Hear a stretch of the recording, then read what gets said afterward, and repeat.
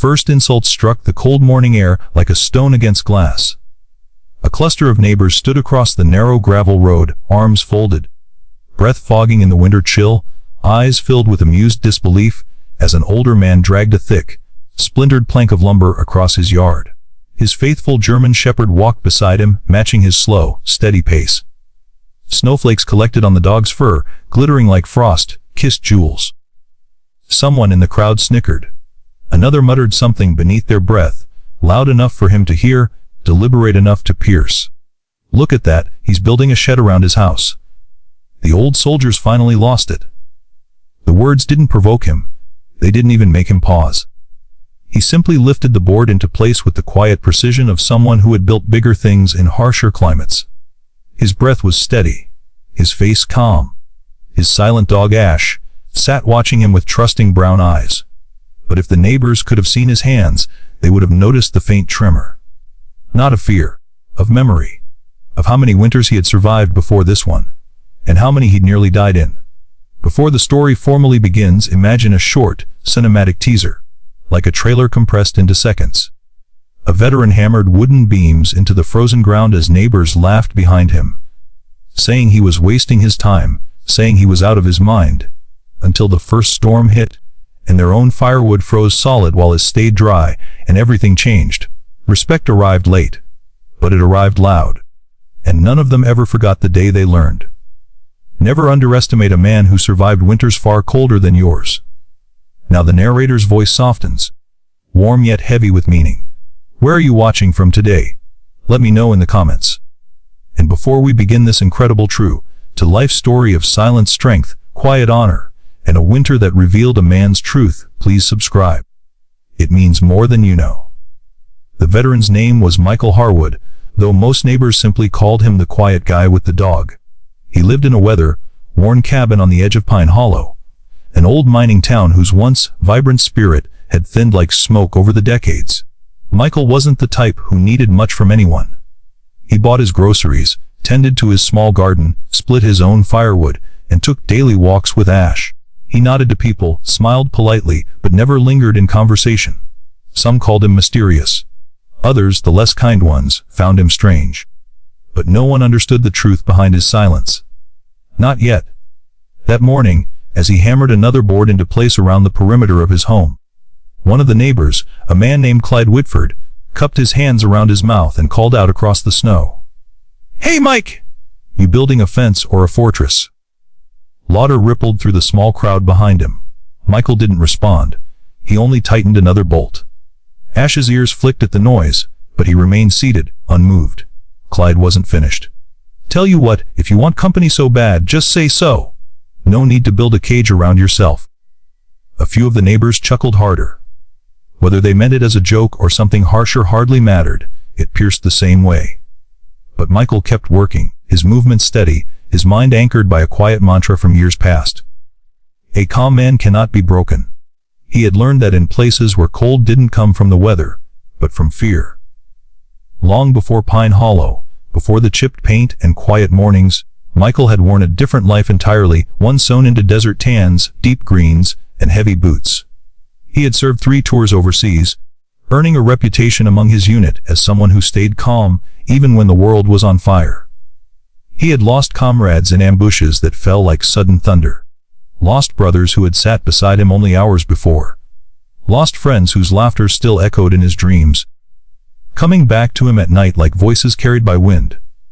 There was one night that haunted him most, a mountain outpost cold enough to freeze breath mid-air. Supplies had run dry. Snow had buried their radios. Firewood had soaked through, leaving them shivering in darkness as a blizzard screamed outside their thin walls. He had promised himself that if he ever lived to see old age, his firewood would never be wet again. It wasn't paranoia. It was survival. A memory carved into bone. When he finally returned home after a roadside explosion ended his last deployment, Pine Hollow felt like heaven, quiet, peaceful, untouched by the horrors he carried inside. He bought the cabin, adopted Ash from a shelter, and built his life around silence, routine, and the unspoken wisdom that only those who have seen war understand. Safety isn't built when danger arrives. It's built long before. But Pine Hollow had changed. New people had moved in. people who didn't know him, didn't understand him, didn't even try. And people fear what they don't understand. The shed, like structure he was building around his home, wasn't a cage or a wall. It was a windbreak and firewood shelter, designed to keep winter storms from soaking his supply and collapsing his roof under ice. But to the neighbors, it looked like a strange obsession. What's he hiding? Why doesn't he talk to anyone? Crazy old military guy. Rumors circulated like snow caught in a gust of wind. One afternoon, as Michael stacked wood under the partially finished overhang, a young couple walking past slowed to watch. Their expressions were a blend of mild concern and amused confusion. "Babe," the woman whispered, "is he seriously boxing in his whole house?" The man laughed. "No wonder he lives alone." Michael heard every word. Ash, sensing the shift in him, pressed closer to his leg. But Michael didn't turn around, didn't defend himself, didn't correct a single misconception. Silence had become his armor. But Pine Hollow wasn't finished testing it. 3 days later, a bold neighbor finally decided to ask what in the world he was doing. Clyde marched right up to his yard, hands stuffed into his jacket pockets, puffing himself up like a man performing for an audience. "Morning, Mike." No answer. "So, any reason you're building a shed around your whole house?" Michael tightened another bolt. "I mean, it's kinda overkill, don't you think? Snow's bad, sure, but not that bad. You're making the place look like a bunker." Ash stepped slightly in front of Michael, his stance protective but calm. Clyde chuckled and pointed. "See, even the dog thinks you're being dramatic." Behind him, a few neighbors watched with entertained smiles, enjoying the spectacle. Still, Michael didn't speak. Clyde finally shrugged with exaggerated patience. "Hey, it's your property. Waste your time however you want."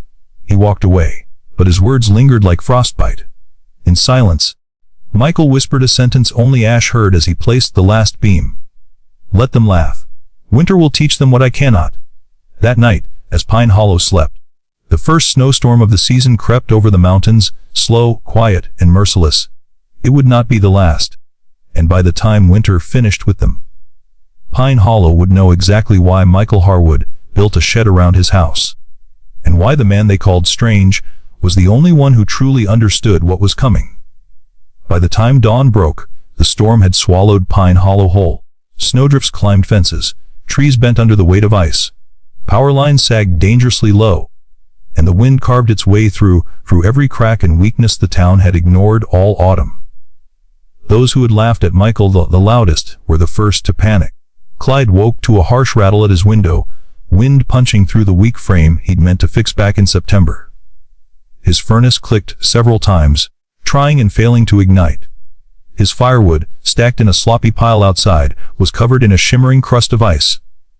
No matter how hard he tried to light it, it smoked, hissed, and died.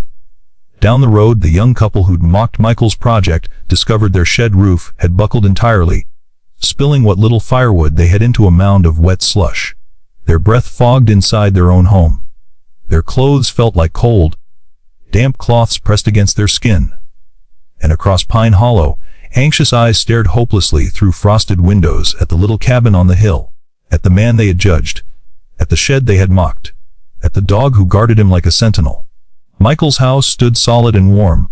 No sagging roof, no snow-packed firewood, no cold creeping through the walls. Just steady, unwavering heat. A fortress built not from paranoia, but from memory. By midday, the storm had worsened.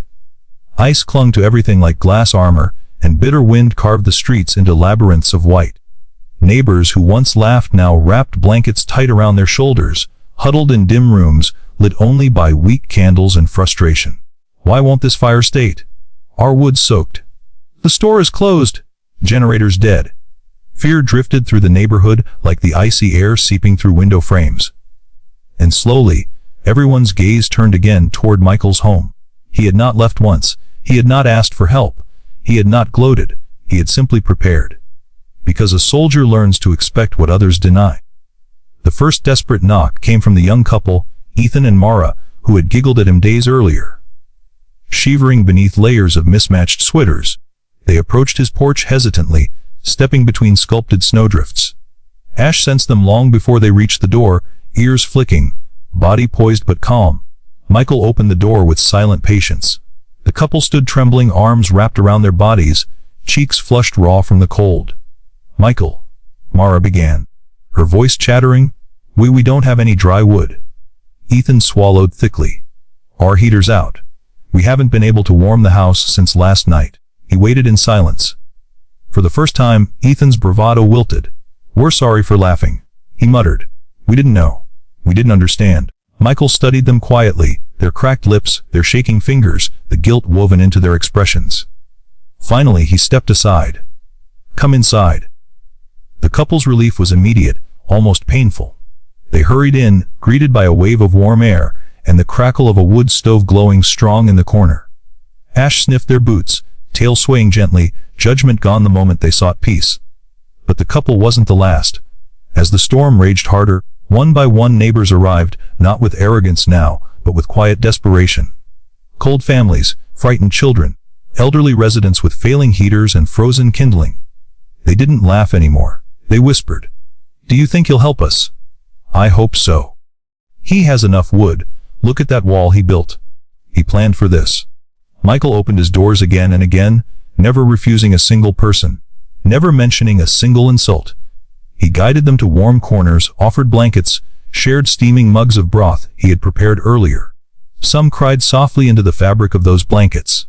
Some stared silently into the flickering fire, ashamed. The man they had mocked became their shelter. At one point, Clyde himself appeared, his bravado torn away by the cold wind. His jacket was dusted with ice, his beard stiff with frost, his hands trembling violently. Michael met his eyes. Clyde swallowed. "You were right. I was wrong." Wind howled behind him like a warning. Michael stepped aside quietly. "Come in before the cold takes what pride hasn't." Clyde choked out a breath, half laugh, half sob. That sentence would stay with him for the rest of his life.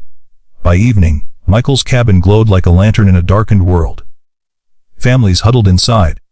Children wrapped in blankets, elderly neighbors given the warmest spots near the fire. Michael moved silently, not commanding, not lecturing, only helping. Tending the fire, passing out cups of warm tea, ensuring no one remained cold.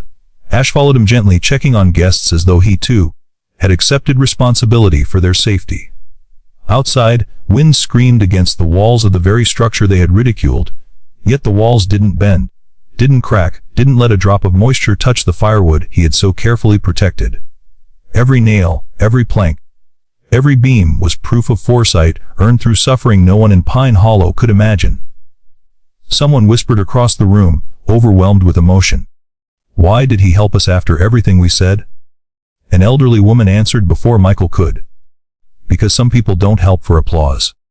They help because they know what it feels like to go through a winter alone." Later that evening, a teenager sat near Michael as he sliced small pieces of wood for the stove. The boy finally mustered the courage to speak. "Is this why you built the shed? Because of the cold?" Michael paused, choosing his words carefully. "There was a winter overseas," he began quietly, "where our supplies were lost in a storm. The cold was the enemy we couldn't shoot, couldn't outrun, couldn't outsmart. Everyone nearby listened, silently, reverently. We burned everything we could, crates, gear, anything that might keep us alive. The firewood we had was soaked. Half of us made it through. Half didn't." His voice dropped into a soft, convicted calm. "You don't forget a winter like that. So when I built this, I wasn't building for comfort." He pressed a neatly split log into the wood stove. "I was building for survival." The room fell into a deep, emotional quiet. Somewhere behind the group, Clyde wiped tears off his face when he thought no one was looking. Just after midnight, the storm reached its peak. Trees snapped in the distance. A transformer exploded somewhere far off, plunging the entire region into deeper darkness. Families huddled tighter. Michael walked calmly from window to window, checking the structural strain, measuring the storm's force with instincts honed in war zones. Finally, he returned to the group. "The worst of it will pass soon," he said softly. His calm became their calm. His silence became their strength. And when the storm did begin to fade, when wind softened and the world stopped shaking, neighbors realized something profound. The man they had dismissed, the man they had misunderstood, was the one who carried them through the night. Nothing about him was strange. Nothing about him was excessive. He was simply a man who had survived storms they had never faced, inside and out. As the first hint of dawn touched the icy horizon, a neighbor approached him with watery eyes. Michael, we don't deserve your kindness. He shook his head softly, his breath warm in the frigid air. Kindness isn't deserved. It's given. Especially when it's needed most. Those words traveled through Pine Hollow faster than gossip ever had. When the storm finally broke, the world outside glittered under a fresh coat of snow. Neighbors stepped out of Michael's cabin into air that felt sharp and clean, like a new beginning. They looked around at the damage. Collapsed sheds, splintered wood piles, icicles thick as arms hanging from gutters. Everything broken, except Michael's structure.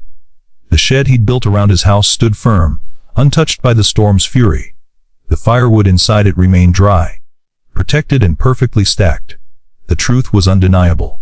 Michael hadn't built a foolish project. He had built wisdom into wood. He had built safety into structure.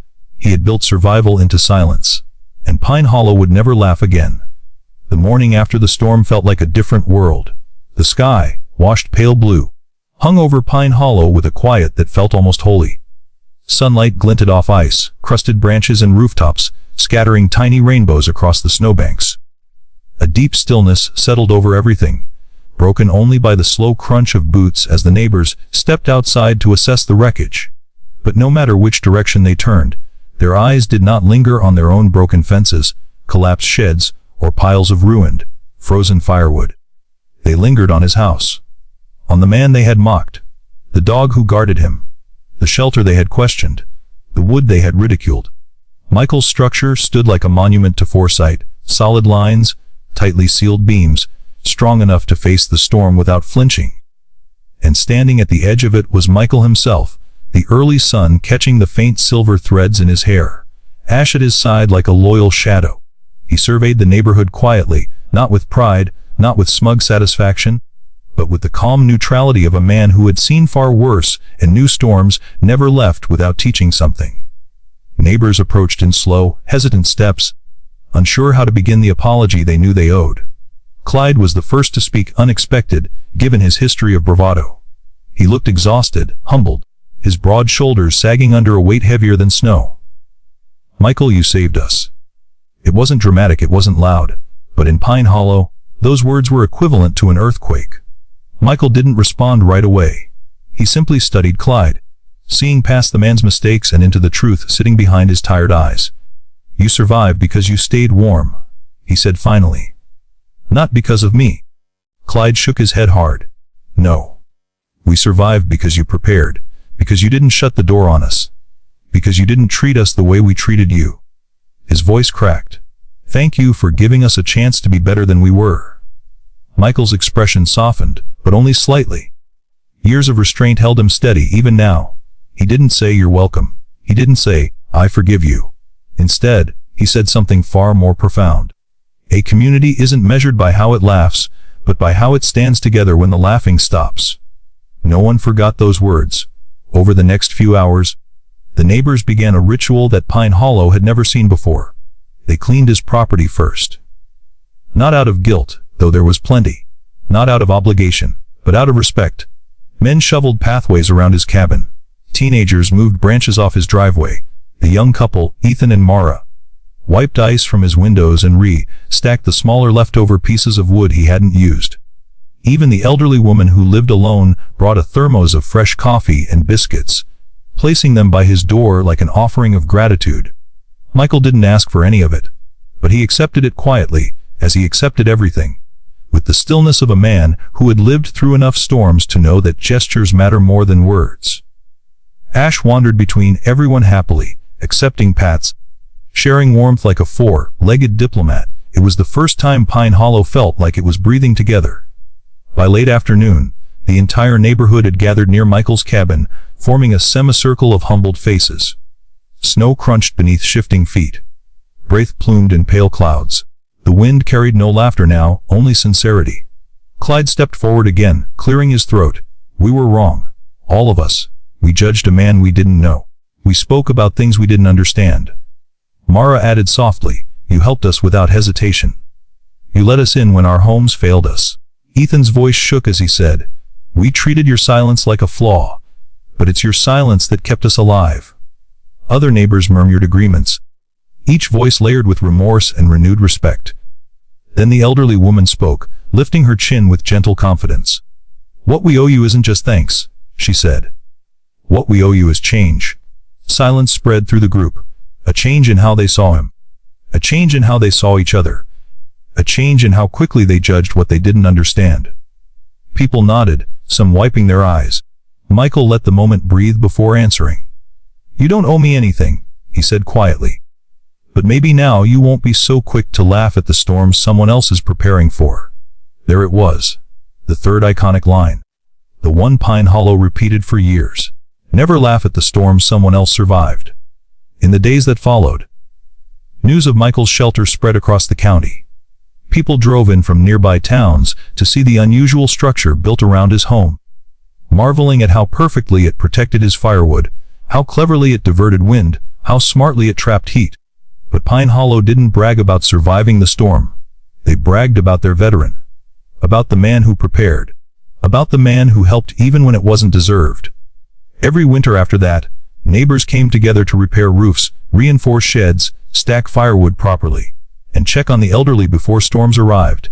It became an unspoken promise. We will not face the cold alone again. And Michael, who had once been the quiet outcast, became their guide, their teacher, and the man they trusted with their winters. Though he never sought leadership, it found him anyway. One bright morning, weeks after the storm, a group of children played in the snow outside his cabin. Ash ran beside them, barking joyfully as they tossed small snowballs his way. Michael watched from the porch, arms folded gently across his chest. For the first time in years, Pine Hollow didn't see a veteran trying to hide behind silence. They saw a man who carried stories in his bones. Stories they no longer feared, stories they honored. The young couple approached him privately. "We're building a new shed," Ethan admitted. "The right way this time," Mara added. "Would you teach us? We want to do it properly." Michael nodded once. "I will." He didn't smile often, but when he did, it warmed the cold like fire. Pine Hollow learned a lesson that winter. One written into their hearts as clearly as the frost that had carved patterns into their windows. They learned that strength doesn't announce itself. It doesn't brag. It doesn't demand recognition. Sometimes strength is quiet. Sometimes it builds walls of wood not to hide, but to protect. Sometimes it carries the memory of unbearable nights and uses that memory to keep others alive. And sometimes the person you dismiss is the one who saves you. That winter became legend in Pine Hollow, a story retold every year when the first snowflake touched the earth. Never underestimate a veteran. Never underestimate a quiet man. And never underestimate the storms he's already survived. Storms reveal character. Cold reveals truth. And sometimes, the person the world misunderstands turns out to be the one holding it together. If this story moved you, if you felt the quiet strength of Michael and the loyalty of Ash, let me know where you're watching from today in the comments. And if you want more stories that honor silent heroes, more tales of real courage, quiet resilience, and the everyday warriors the world often overlooks, please subscribe. Your support keeps these stories alive. Thank you for watching. Stay warm, stay safe, and never laugh at someone else's storm.